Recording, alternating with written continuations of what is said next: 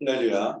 성경 구속사적 관점에서 66권을 파노라마식으로 지금 살펴보고 있는데, 마지막 강의로 신약 성경 27권의 핵심 주제들을 좀 살펴보는 시간을 갖겠습니다.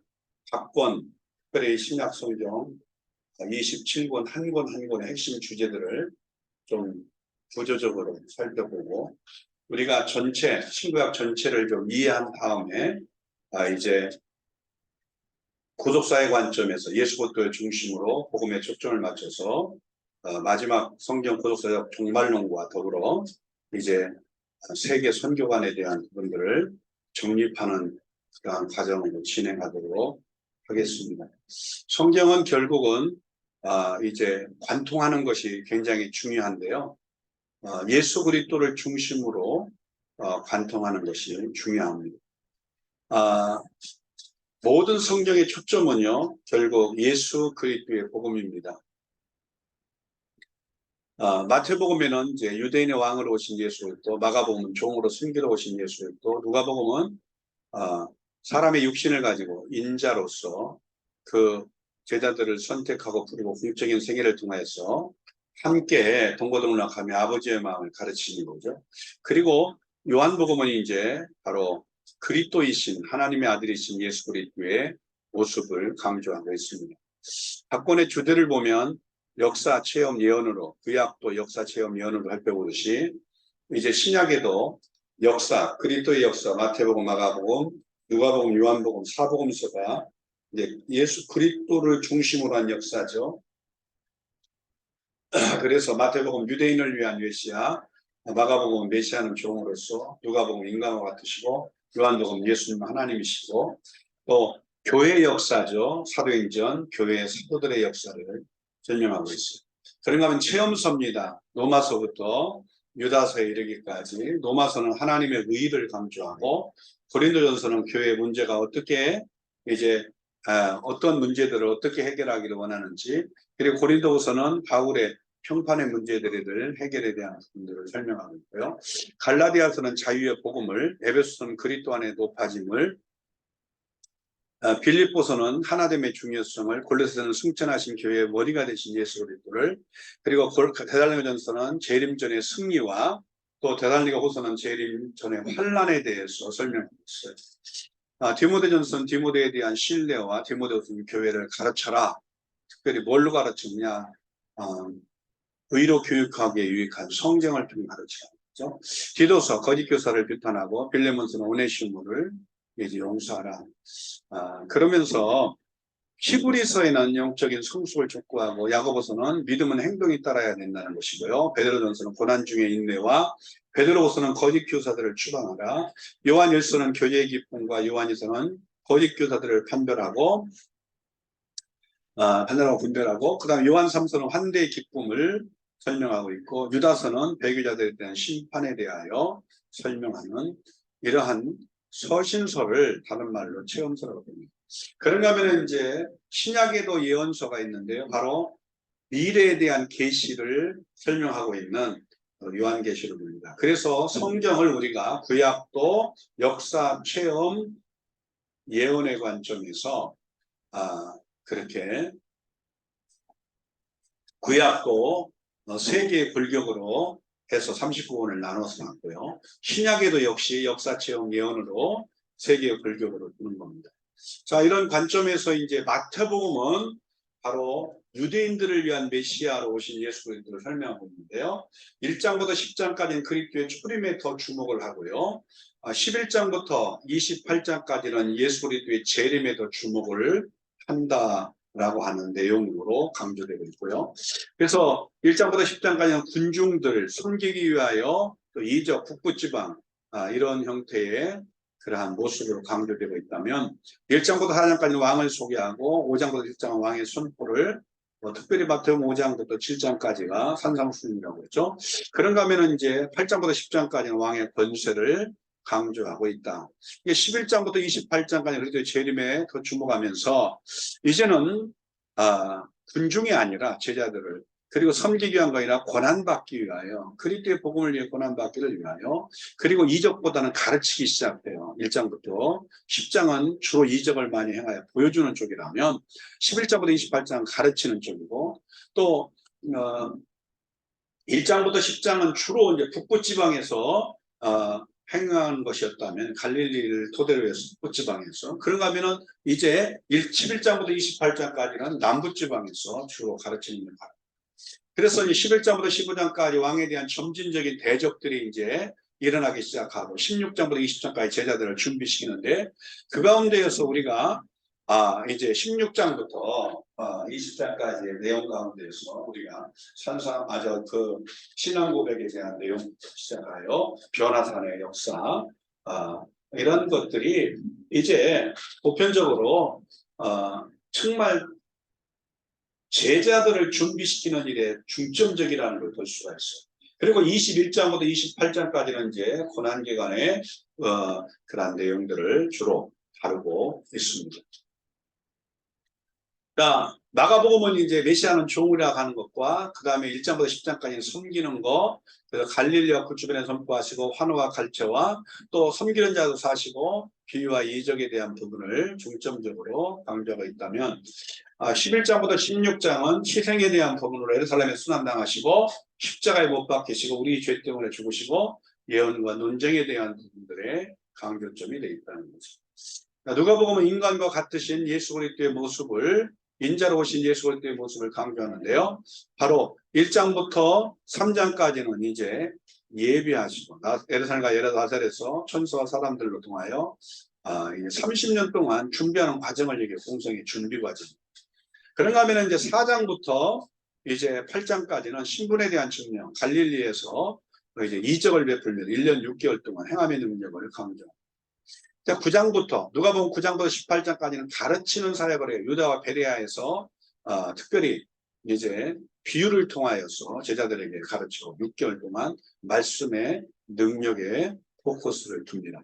자, 절정적으로 이제 19장부터 24장까지는 예루살렘을 중심으로 가장 큰 희생과 이적들을 통해서 결국 8일 플러스 50일 동안, 쉽게 말하면 이제 공적인 그러한 공생의 기간 동안에 결과적으로 정말 예수 그리스도의 고난에 대한 그 부분들을 잘 설명하고 있고요. 그리고 나서 이제 승천하시고 이제 부활하시고 승천하시는 과정까지에 대한 내용들이 이제 쭉 진행되어 있습니다.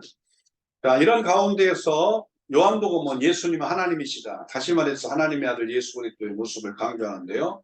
1장 1절부터 18장은 서론이고요. 1장 19절부터 4장 54절까지는 소개를 하고 있고요.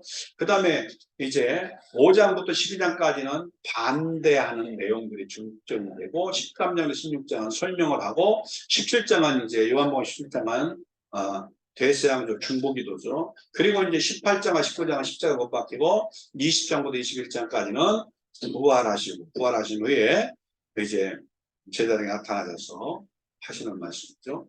특별히 요한복음에 7가지 말씀이 있습니다. 나는 생명의 떡이다. 6장 35절. 나는 세상의 빛이다. 요한복음 8장 12절의 말씀이고요. 나는 문이다.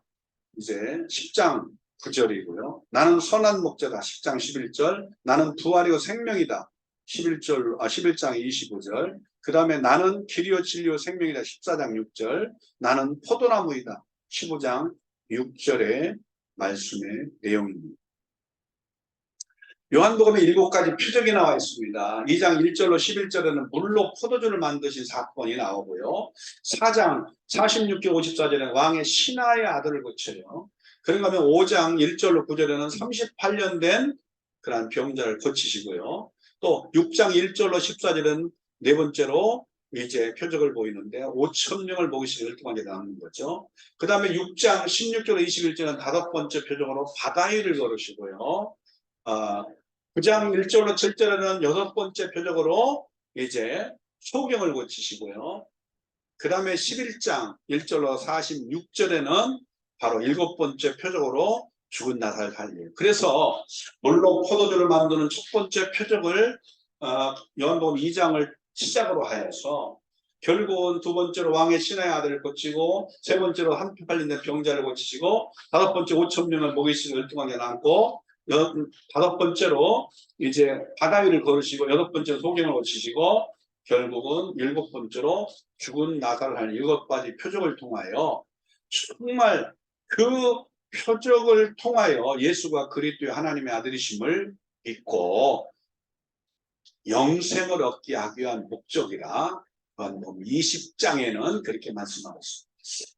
사도행전은 이제 교회 사도들을 얘기하고 있어요. 1장부터 7장까지는 성령이 약속한 성령을 받기 위해서 간절히 기도하고 성령이 임하심으로 교회가 형성이 되고 유대인들 중심이고 예루살렘 중심이에요. 또 베드로가 이제 주된 그 사역 이제 그 중점이 베드로예요. 예루살렘까지 이제 복음을 증거하는 형태가 된 거죠. AD 30년부터 36년까지 약 7년 동안 그렇게 이제 예루살렘 중점으로 진행이 된다. 그런가 하면 이제 8장에서부터 12장까지는 바로 교회의 과도기인데요. 사마리아로 갑니다. 그래서 이제 어디까지 가요? 안디옥으로까지 가요. 사마리아 서진 안디옥까지. 그래서 이제 결국은 베드로가 사마리아로 가지만 또 바나바가 이제 안디옥으로 가죠. 그래서 이제 결국은 유대와 사마리아까지 확산이 되는 것을 보게 됩니다.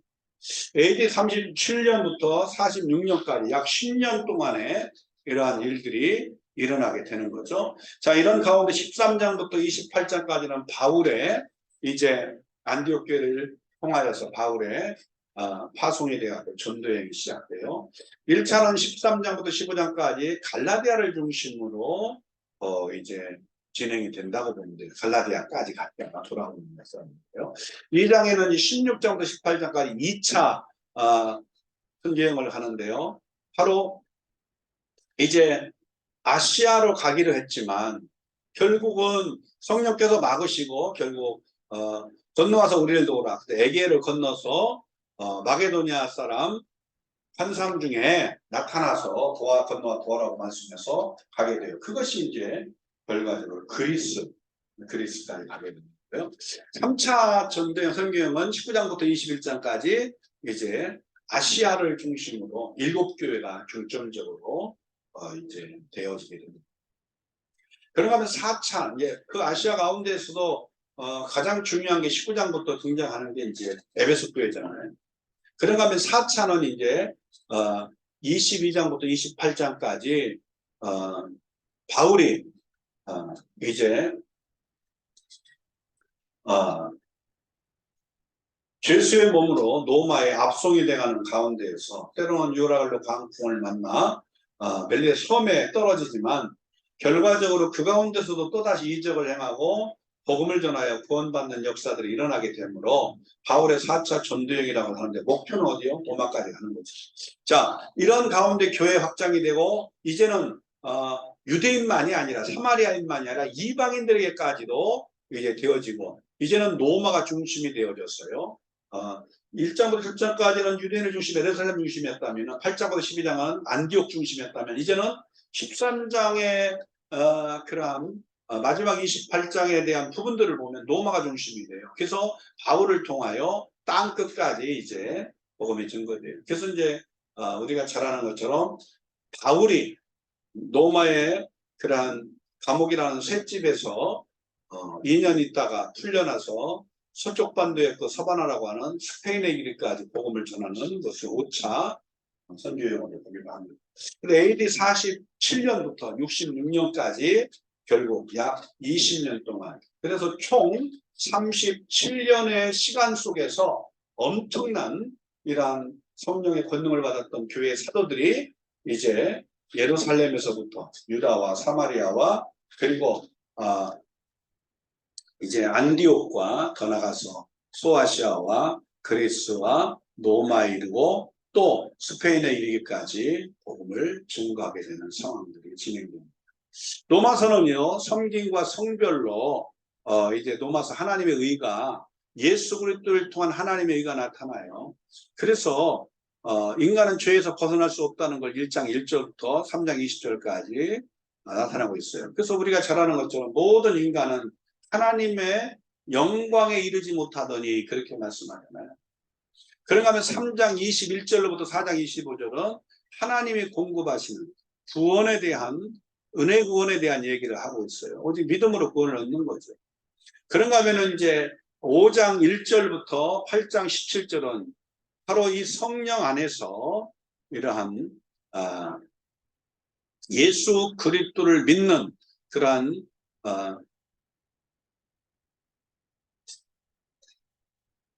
의를 힘입고 날마다 거룩한 변화, 성화를 이뤄가는 거예요. 또 8장 18절 39절은 8장 18절부터 39절은 특별히 우리가 누가 그리스도의 사랑에서 우리를 끊으리요 그렇게 말하잖아요. 정말 이 그리스도를 통하여 얻은 하나님의 사랑, 이 하나님의 사랑에서 누가 우리를 끊을겠느냐. 그래서 영원히 보장한다는 거예요, 안전은. 그런가 하면 9장에서 11장까지는 이스라엘이 거부했으나 하나님이 선택한 이스라엘 백성들에게만이 아니라 선택한 이방인들에게도 구원이 임하게 되어지고 때가 되면 그 이스라엘에게도 이제 회개케 하는 기회가 있고 구원의 역사가 일어나게 될 거라는 거죠. 12장부터 16장은 실제 생활로 나타나 보이는 그러한 영적인 산제사로 이제 드리게 되는 것들을 다시 말해서 성경과 성별에 대한 하나님의 의를 나타내고 있고요. 고린도전서는 교회 문제가 해결돼요. 특별히 1장부터 4장은 분열에 대한. 그래서 우리가 잘 아는 것처럼 아볼로파, 베드로파, 그리고 바울파, 그리스도파 이런 네 개의 파당이 생겨서 사람 중심의 은혜를 끼친 사람 중심의 그러한 교회 분열이 있었다는 것을 얘기하면서 그 분열을 이제 어떻게 하나가 되게 만드냐. 오직 십자가의 능력, 십자가의 도로 하나가 되고. 그 다음 5장 6장은 징계에 대해서 특별히 방종하는 거, 소송하는 거, 방지하는 거 이런 것들을 이제 징계하고 있는. 또 7장에 10장 어려운 문제들이요. 특별히 결혼 문제, 음식 문제. 이게 이방 신에게 이제 제물로 드렸던 제물, 음식을 먹는 문제에 대한 어려운 문제들이죠, 이게. 그래서 참 이게 결혼이라는 것도 하라고 하기도 그렇고 이방인과 결혼한다는 것은 믿는 자가 이방인과 결혼하는 것은 이것은 하나님만 못하는 거죠. 또 결혼을 안 하고 이제 오직 주와 및 복음을 위해서 사도말과 같이 오직 복음을 위해 헌신하는 그러한 삶이 될 때에 결혼 이상의 그러한 자신의 육신의 행복만이 아니라 하나님의 영광을 위해서 정말 이 복음을 위해서 온전한 헌신도 정말 필요한 부분이라고 하는 걸 강조하고 있습니다.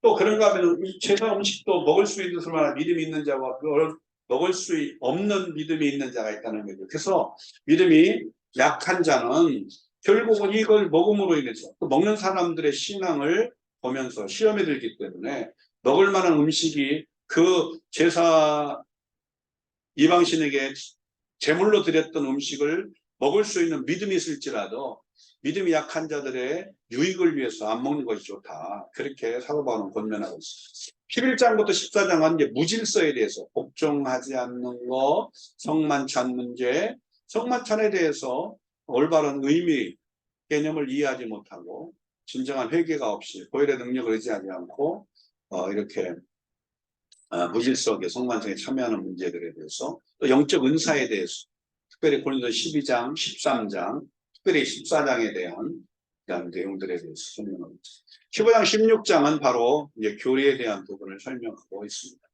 이 가운데에서 우리가 이제 이 성만찬의 문제, 떡과 포도주로 상징되어지는 바로 이 예수님의 살과 피를 상징하는 이 떡과 포도주, 이 부분을 우리가 정말 주님이 다시 오실 때까지 기억하고 기념을 지키라고 얘기하죠.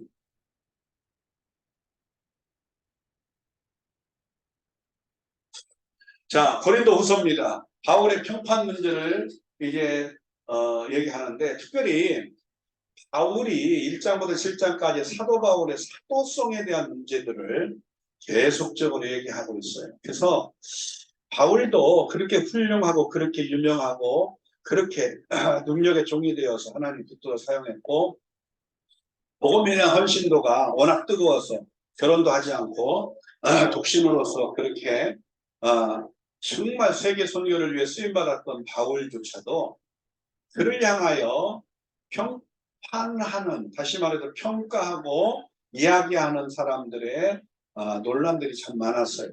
그래서 그의 설교를 두고 그의 하고 있는 모든 사역을 두고 정말 얼마나 많은 그러한 한마디로 말해서 의도적으로 왜곡하고 또 그 사도성을 의심하게 하고 교회를 분열시키기 위해서 정말 다양한 모습으로 그의 사역을 회방하는 자들의 이야기들이 얼마나 많은지, 그를 죽이지 않고는 밥을 먹지 않겠다는 사람들도 많고, 또 뭐 그를 향하여 얼마나 적대적인 사람들이 많습니다.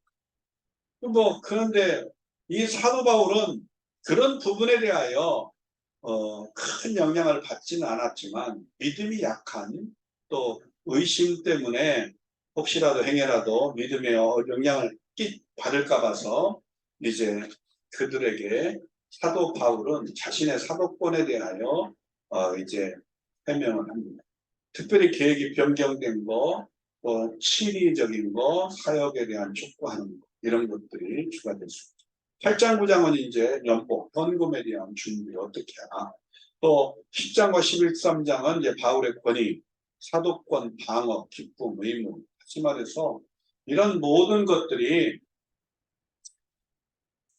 본질적으로 사도권에 대한, 네가 사도냐, 얘 12명의 사도들은 직접 예수님이 선택하고 또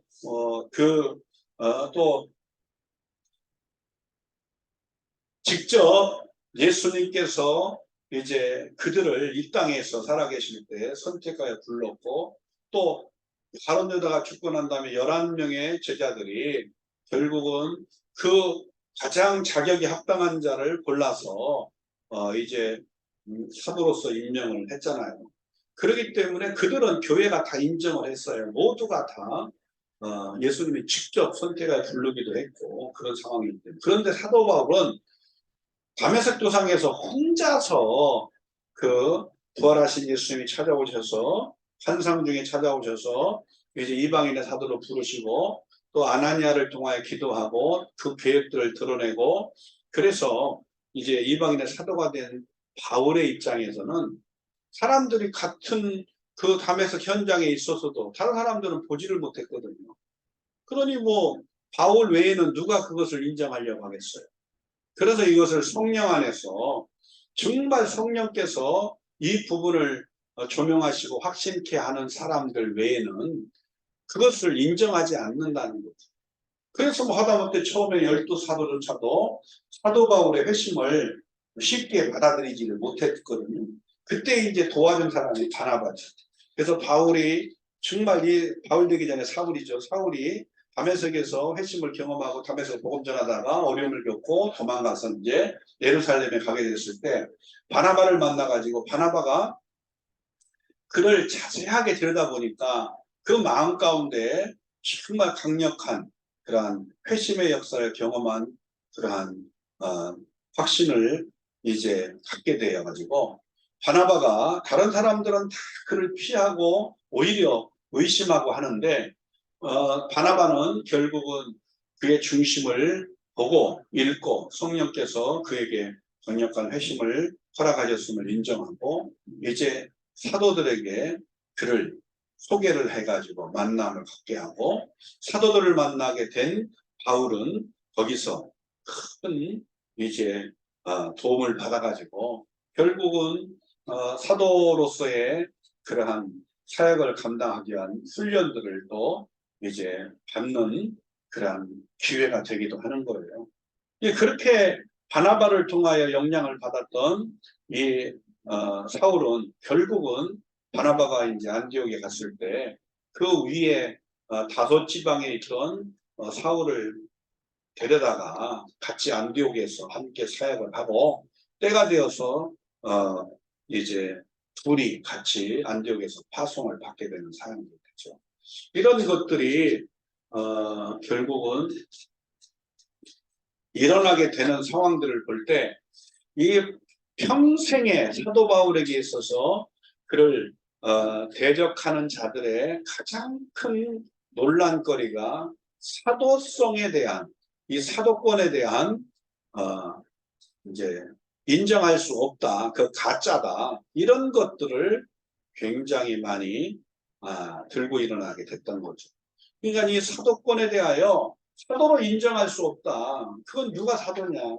예수님의 제자들처럼 직접 예수님이 선택한 것도 아니고, 또 11명의 사도들이 오순절 성령이 임하기 전에 예루살렘에 모여서 그렇게 그러한 자격이 된 자를 골라가지고 이제 임명을 한 것도 아니고, 또 자칭 혼자서 뭐 감회석에서 부활하신 주님 만나가지고 내가 회심을 경험했다고 그래가지고 이방인을 하더라고 하는데 어떻게 인정할 수 있냐, 이런 것들이 굉장히 논란이 많았어요. 근데 거기에 대한 부분들을 이제 설명합니다. 갈라디아서는 자유의 복음, 갈라디아서는 1장부터 2장 그리스도께 직접 받은 가르침에 대하여 자서전적으로 표현하고 있어요. 쉽게 말하면 사도 바울의 자서전이에요. 한마디로 사도 바울이 어떻게 하나님께서 그를 인도하셔서 오늘날 이러한 사도가 되게 했는지 과정을 설명합니다. 그리스도를 중심으로. 그래서 오늘날 갈라디 2장 20절에는 뭐 오직 그리스도 안에서 내가 새 생명을 가지고 그리스도 내에서 산다는 거죠. 오늘날 그리스도 안에서 하나님이 주시는 계시에 대한 내용이 중점이고요. 3장 4장은 율법은 노예 상태를 낳고 신학적인 것, 그리고 대조적으로 그 당시 하나님이 모세에게 주셨던 계시에 대한 내용을 설명합니다. 한마디로 말해서 그리스도와 대조적으로 이제 모세에 대한 이야기를 하는 율법에 대한. 5장 6장은 이제 자유는 오직 복음으로부터 온다는 것을 강조해요. 그렇기 때문에 이렇게 대조적을 통하여 그리스도와 대조적으로 율법에 대한 대조를 통해서 결론을 내는 것도 신토적. 그래서 오늘날 우리를 향한 하나님의 기대가 뭐냐? 결과적으로 그리스도 안에서 진정한 자유를 얻는 것이죠. 자, 에베소는 그리스도 안에 높아지는 것이다. 1장부터 3장 그리스도 안에 우리의 부유함, 그리고 성삼위에 의한 구속의 역사를 1장에서 3일차 하나님의 구속의 역사. 그런가 하면 2장은 하나님과 인간의 화목에 대해서, 3장은 바울 비밀을 계시하신 내용들에 대해서, 이제 그리스도 안에서 우리의 생활에 대해서 4장 6장은 얘기하는데, 특별히 4장은 영적 은사에 대해서 5가지의 부분을 얘기하죠. 또 그런가 하면 5장에 하나님을 본받고 5장에서부터 6장까지 복종에 대해서, 또 6장의 하반부에는 하나님 안에서의 힘에 대한 것을 강조하고 있습니다. 영적 전쟁. 자, 그런가 하면 이제 빌립보서는 하나님의 중요성을 얘기해요. 옥중에서 이 기록한 서신이라 옥중서신이라고 해요. 옥중선교 1장. 2장은 한마음으로 겸손해져라. 3장은 행위로는 불충분하다. 4장은 하나님을 의지하라. 이렇게 바울이 마지막 이제 옥중에서 빌립보 성도들을 향한 하나님의 골로새서입니다. 성천하신 교회의 머리가 바로 예수 그리스도다. 그래서 1장의 상반부는 골로새 교인들의 칭찬과 1장의 하반부는 그리스도의 하신 일, 2장은 바울의 염려, 3장과 4장은 삶을 위한 명령에 대하여 얘기합니다. 데살로니가전서는 재림적인 승리인데요. 바로 1장에는 감사의 기도, 2장은 바울과의 과거의 관계를 얘기하고 있고, 3장은 바울과의 현재 관계를 얘기하고, 4장, 5장은 실제적인 예언입니다. 그래서 올바른 사랑, 부활, 지도자에 대한 존경에 대해서 데살로니가 전서에서는 강조하고 있고요. 자, 데살로니가 후서입니다. 재림전의 환란, 데살로니가 후서. 1장은 목회적이고 2장은 예언적 관심, 3장은 실제적 명령을 하고 있습니다. 특별히 이제 이 재림전의 환란에 대해서 1장에서 잘 표현하고 있죠. 디모데전서, 디모데에 대한 신뢰죠. 디모데전서 1장은 디모데에게 임무를 맡겨요. 취지가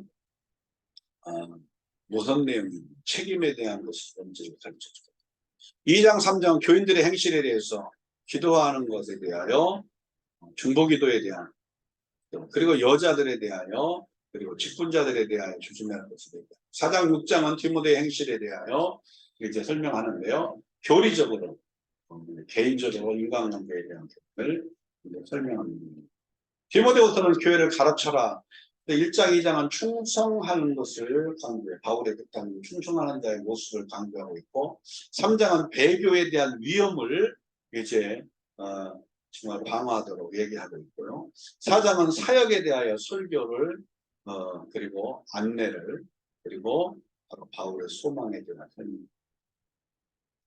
디도서는 거짓 교사를 규탄하는데요. 1장 상반부에는 충성된 사람, 1장 하반부에는 거짓 가르침을, 2장에는 이제 다양한 계층에 주는 권면, 3장은 구원의 깨달음에 대하여 디도서는, 특별히 디도서 3장에는 이제 우리가 성령으로 거듭남에 대한 부분들을 우리의 마음을 열어서 성령을 부어줘서 우리가 하여금 중생 거듭남을 체험하게 하십니다.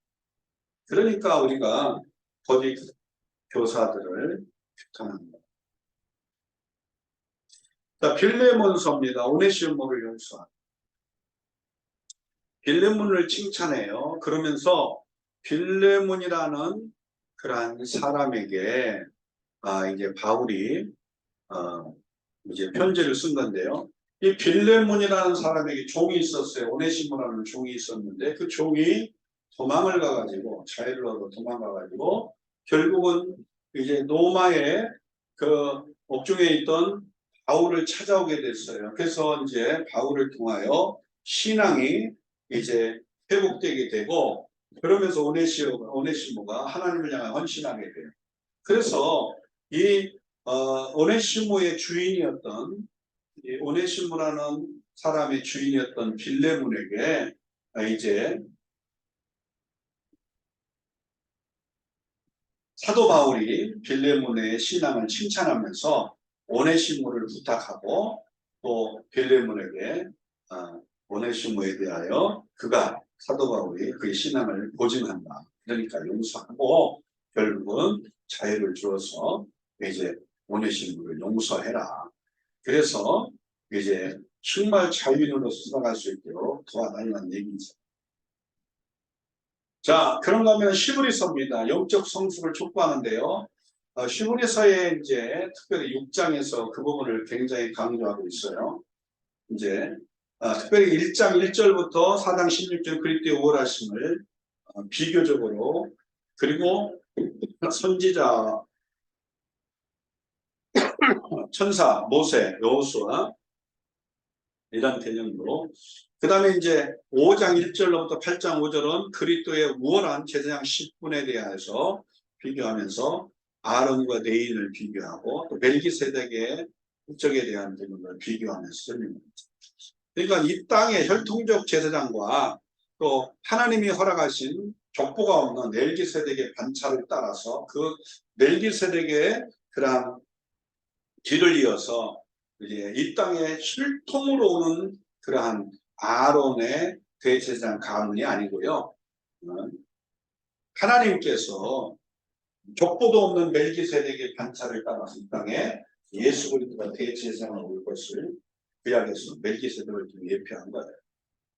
그걸 비교하고 있는 거예요. 8장 6절부터 10장 39절은 갈보리의 우월한 공로에 대해서 얘기를 하는데요. 바로 그 언약에 대한 성소, 실행적인, 계속적인 자, 그런가 하면 11장 1절부터 13장 25절은 우월한 행동 원칙에 대해서 얘기하는 믿음, 인내, 징계, 특별히 시브리서 이제 12장의 징계에 대한 내용, 그리고 인간관계를 어떻게 해야 되는 것을 13장에 잘 표현한 것입니다. 시브리서는 핵심적으로 의의 말씀을 경험함으로 믿음이 자라가야 돼요. 그래서 그리스도의 말씀을 잘 경험함으로 결국 믿음이 자라가는데, 우리의 믿음이 영적인 초보적인 신앙에서 이제 장성한 신령으로 자라가는 영적 성숙을 촉구하는 것이 시브리서 핵심입니다.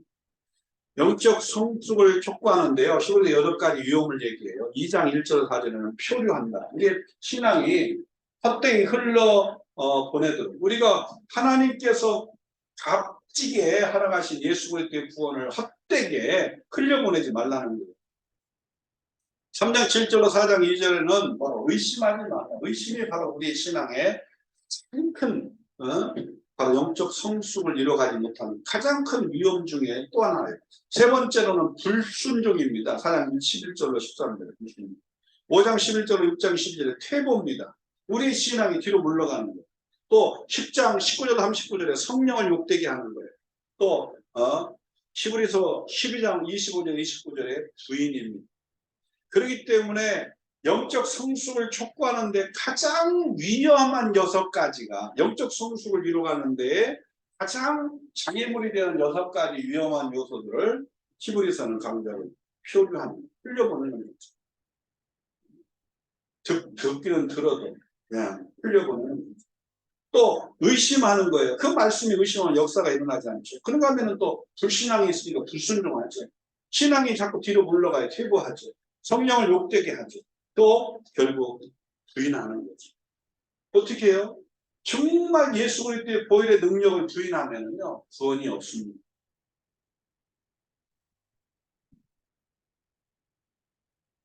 야고보서는 믿음은 행동이 따라야 된다. 야고보서는 그래서 1장 1절로 18절은 뭐라고 해요? 승리. 1장 19절로 27절에 순종. 2장 1절로 13절은 공정함. 2장 14절로 26절 행위. 그리고 3장 1절로 4장 4절은 정결. 4장 5절로 5장 6절에는 4장 5절로 5장 6절에는 겸손. 5장 7절로 20절에는 인내.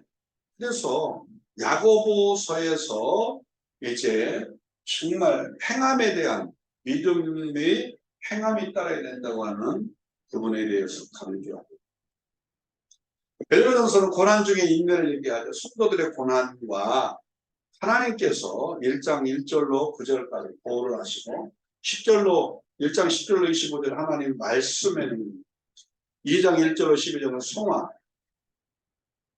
그리고 2장 13절로 3장 11절 복종, 3장 13절로 4장 19절 그리스도의 고난의 결국 의미가 세 가지가 있고, 그래서 그가 의를 위하여 고난받는 게 있고, 애매하여서 지혜가 없어서 애매해서 정말 고난받는 게 있고, 또 죄를 범하여 고난받는 것이, 그래서 우리가 그리스도의 고난에 대한 부분들을 분별하고 이제 주와 및 복음을 위해서 고난받기를 즐겨하는 것. 왜? 베드로는 5장에 1절로 14절에 그리스도의 다시 오시는 그날에 분명이고요. 정말 그 영광이 있기 때문에 그렇죠. 베드로후서 거짓 교사들을 추방하라는 거예요. 바로 믿음의 확실성을 1장은 그것을 거스리는 자들에 대한 얘기를 2장에서, 그 믿음의 완성은 3장에서 베드로 3장에서 얘기해요.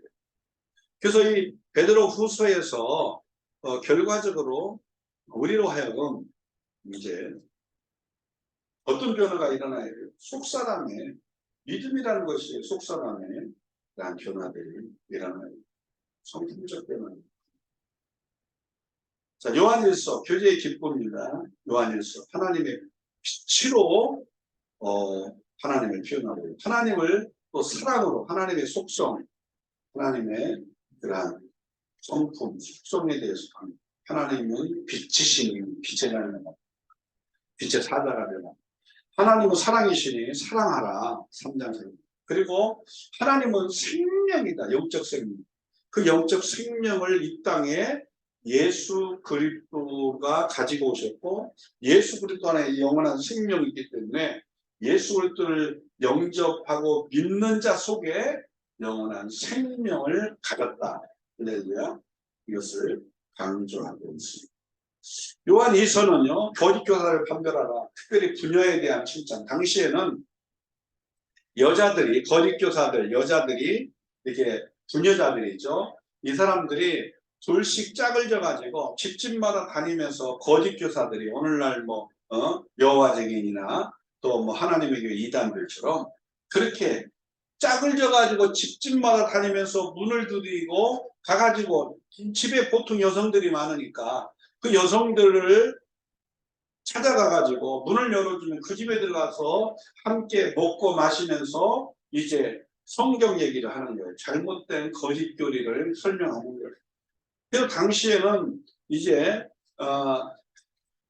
로마의 치하에 있기 때문에 로마 사람들의 문화가 이제 집에서 여자들이 있으면서 활동하고 막 돌아다니는 게 아니고 집에 있으면서 찾아오는 사람들하고 같이 이렇게 차를 마시고 다과를 하면서 대화를 하는 걸 굉장히 좋아했어요. 종교적인 그러한 대화를 하는 걸 참 많이 좋아했어요. 그래서 당시에 이런 문화를 이용해서 거짓 교사들이, 이 부녀자들이 이제 짝을 져가지고 여자들이 있는 집에 찾아가서 그 여자들을 이제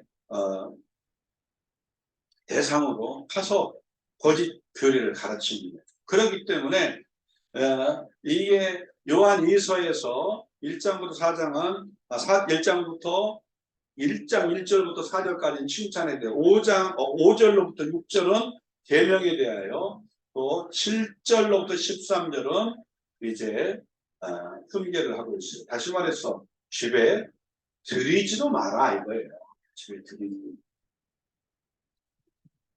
거짓 교사들을 분별하라. 당시에 이렇게 집집마다 다니면서 여자들하고 부녀자들하고 같이 대화하고 차 마시고 먹고 마시면서 거짓거리를 펴뜨리는 자들이 많았고 분별하는 거죠. 자, 요한 3서입니다. 환대 기쁨. 그래서 바로 1절부터 8절은 가이오의 라는 변명, 9절로 11절은 디오드레베의 교만, 12절부터 15절까지는 데메드리오를 칭찬하고 있습니다. 그래서 요한 3서에 우리가 내 영혼이 잘 되고 범사가 되고 강건하기를 원하는 삼박자 축복이라고 표현합니다. 일단 환대하는 자의 기쁨을 얘기합니다. 유다서 배교자들에 대한 심판, 1절로 4절은 바로 배교의 예고, 또 5절로 16절은 바로 배교의 사도들, 완전히 잘못된 것. 그 다음에 17절로 23절은 이 배교에 대한 대처법에 대한, 24절 25절은 바로 하나님을 찬미하는 것으로 유다서는 얘기합니다. 유다서에서는 뭐라고 그래요? 타락한 천사, 3분의 1이나 되는 타락한 천사들이 결과적으로 악한 영이 되어서 어떻게 이제 하나님께 대적하고 믿는 자들을, 하나님이 택한 믿는 자들을 어떻게 이제 미혹하고 또 역사하는지를 설명하고 있어요. 그러나 그들의 심판이 분명히 있다는 거죠. 결국 그들의 심판, 유혹불에 들어가는 거예요. 그러니까 그런 것들에 대하여 우리가 바로 알고, 이 특별히 배교자들에 대한 심판이 핵심 주가 되는 유다서의 내용을 보면은 우리가 정말 악한 영에 미혹된 자들의 결과가 어떻게 되는가를 잘 설명하고 있습니다. 완전히 하나님의 불로 심판이 되어지는 겁니다. 일단 마지막 요한계시록이죠. 요한계시록, 미래에 대한 계시, 앞으로 반드시 장차 속히 일어날 일들이에요. 그러니까 이제 네가 본 거, 과거에만이 아니라 현재의 역사 속에서 지금 하나님이 약속하신 것들을 보는 것만이 아니에요. 다시 오실 예수님의 모습을 1장에서 봤잖아요. 그거 보는 것만이 문제가 아니죠. 재림을 약속하고 있죠. 하나님의 예고가 있죠.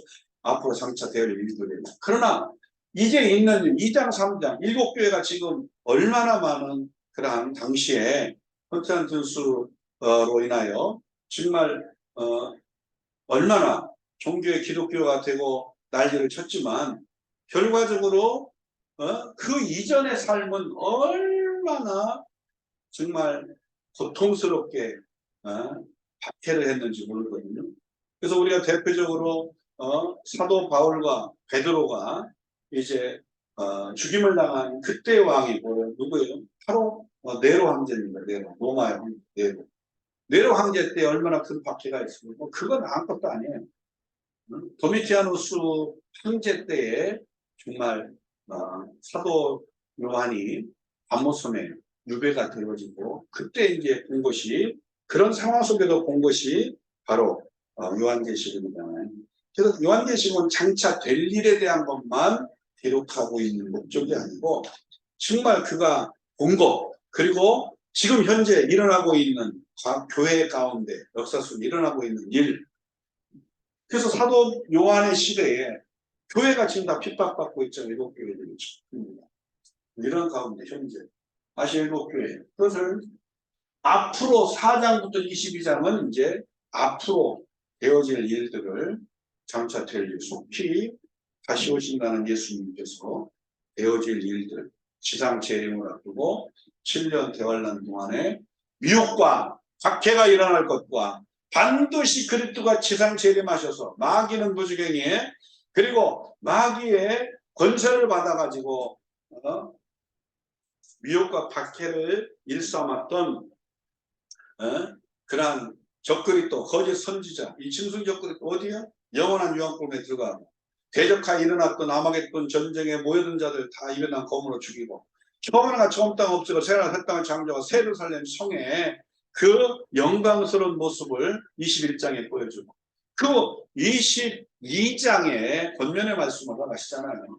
그래서 우리가 반드시 약속한 상을 가지고 다시 오겠다는 거죠. 그러니까 각자 행한 대로 상을 갚아주니까 거기에 대해 소망을 가지고 끝까지 이기는 교회가 되라는 거죠. 그래서 우리가 이제 네가 본 거 재림하신 예수 그리스도의 모습을 봤죠. 또 이제 있는 일, 현재 지금 고통받고 있는 그 박해 속에 있는 도미티아누스라고 하는 그 황제의 박해 속에 있는 그러한 교회의 모습들.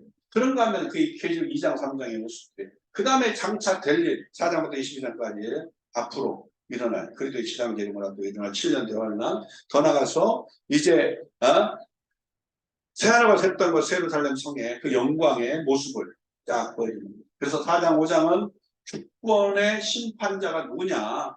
그게 유다 지파 사람 다윗의 뿌리에서 난 자, 이긴 자 예수 그리스도는. 그 6장에서부터 일곱 인을 떼면서 앞으로 일어날 이제 일들을 결국은 이제 일곱인, 일곱 나팔, 일곱 대접 심판에 이르기까지 대환란의 역사를 6장부터 18장까지 쭉 설명합니다. 그리고 이제 19장은 재림을 하고 20장은 성도의 통치, 천연왕국이죠. 그리고 21장은 바로 우리가 잘 아는 것처럼 새 하늘과 새 땅의 새 예루살렘 성의 모습 22장 권면에.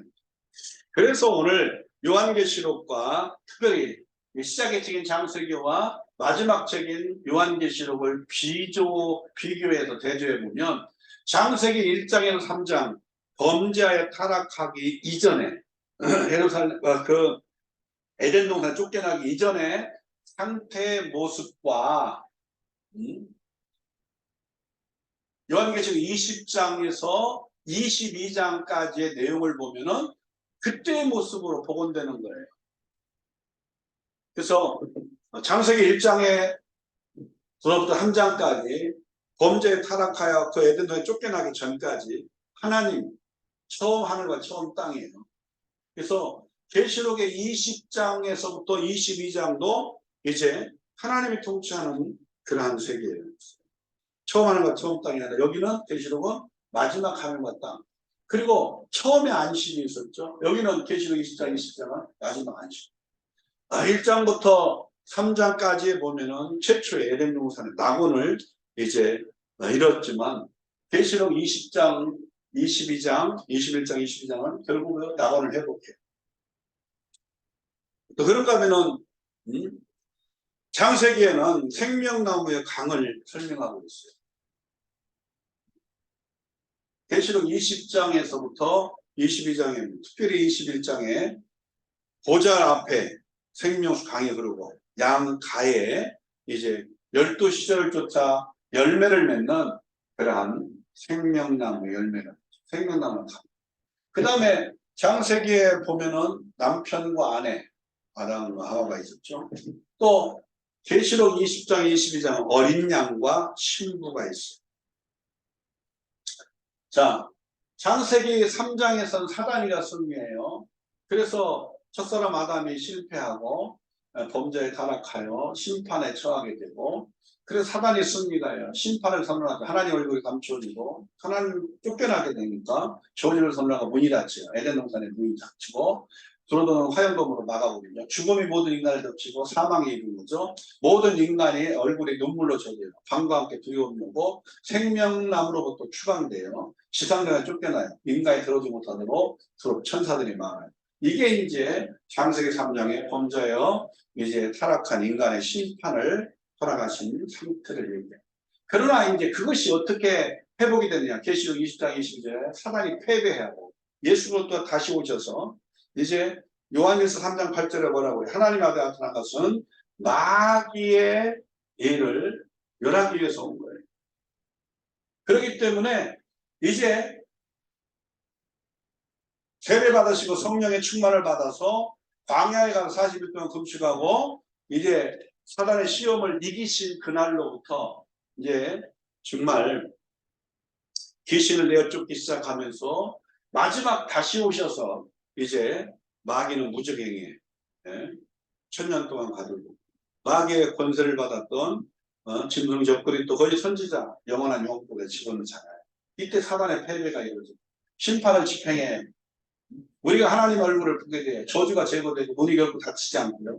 더 이상 죽음이 없고 눈물이 없고 밤이 없고 두려움이 없고 생명나무에 대한 권리가 있어요. 그 생명나무 열매를 먹는 거예요. 또 천국도성을 물려받아요.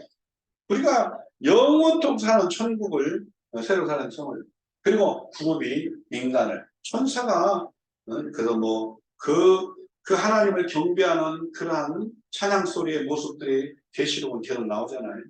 그 천사들이 정말 우리 인간을 환영한다는 거예요. 구원받은 인간들을 환영하고 찬양합니다.